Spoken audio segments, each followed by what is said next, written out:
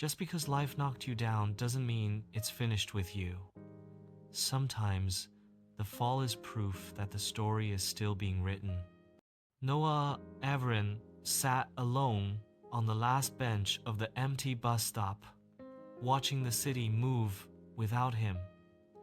Cars passed, lights changed, people hurried somewhere meaningful. He felt like a paused scene in a movie everyone else had already finished watching. At 23, Noah felt old in the wrong way. Not wise, just tired. Tired of trying, tired of explaining, tired of believing. He had failed more times than he could count. Exams he prepared for didn't go his way. Interviews ended with polite smiles and silent rejections. Friends slowly drifted ahead in life, leaving him behind with the same questions echoing every night. What's wrong with me? Noah wasn't lazy. He wasn't careless. He just wasn't winning. That evening, his phone buzzed with another message from his mother. Any update, Beta? He stared at the screen, then locked it without replying. He didn't have the courage to say the truth that he felt like a burden. That hope felt heavier than failure now. He stood up and began walking without direction. His feet carried him to the old football ground where he used to play as a child. The place was quiet, the grass uneven, the goalposts rusted. Noah sat near the center, memories pressing against his chest. This was where he once believed he could become anything. Now he believed nothing. Hard days, huh? The voice startled him. A man stood nearby, maybe in his late 50s, holding a small thermos.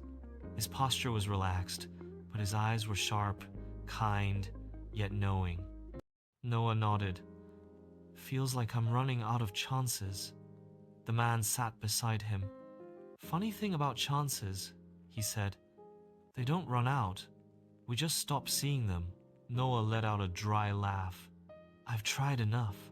The man looked at the empty field. Do you know why this ground is still here? Noah shrugged. Because even when no one plays on it, it doesn't disappear. It waits. Those words landed softly, but deeply. I don't feel like waiting anymore, Noah admitted. I feel done. The man turned to him.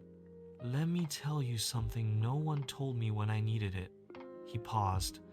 You're not done yet. Noah looked away. You don't know me. I don't need to, the man replied. I know that people who are truly finished don't hurt like this. They don't question themselves. They don't care. Noah swallowed hard. The man stood up. Rest if you must. Cry if you need to. But don't decide your ending in the middle of the story. Before Noah could respond, the man walked away, leaving behind silence and a sentence that refused to leave his mind. That night, Noah didn't sleep much, not because he was hopeful, but because something inside him felt disturbed. The next morning, life looked the same, but he made one small decision. He tried again. Not with big expectations, just with honesty.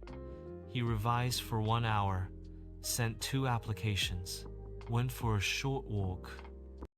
Some days were still heavy. Some mornings, he wanted to quit again, but each time the thought came, another thought followed it quietly. You're not done yet. Weeks passed, then months. Noah stopped waiting for motivation.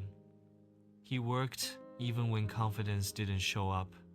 Slowly, the fear of failure lost its power. Failure became familiar and less frightening. One afternoon, an email arrived. Not dramatic, not life-changing at first glance. An interview. Noah's hands trembled as he read it. His first instinct was to panic. His second was to smile. He went to the interview not trying to impress, but to be honest. He spoke about his failures, about what they taught him, about why he still believed. 2 days later, the phone rang. Congratulations, we'd like to offer you the position. Noah sat still, letting the words sink in. He didn't feel victorious. He felt grateful. That evening, he returned to the old football ground. The sun was setting, painting the sky softly. Noah stood at the center and whispered, "I stayed." He finally understood something important. Life doesn't reward perfection. It rewards persistence. The people who move forward aren't the ones who never fall. They're the ones who refuse to stop getting back up. If you feel lost today, remember, feeling tired doesn't mean you're finished. Feeling broken doesn't mean you're defeated. As long as you're breathing, learning, and trying, you're not done yet.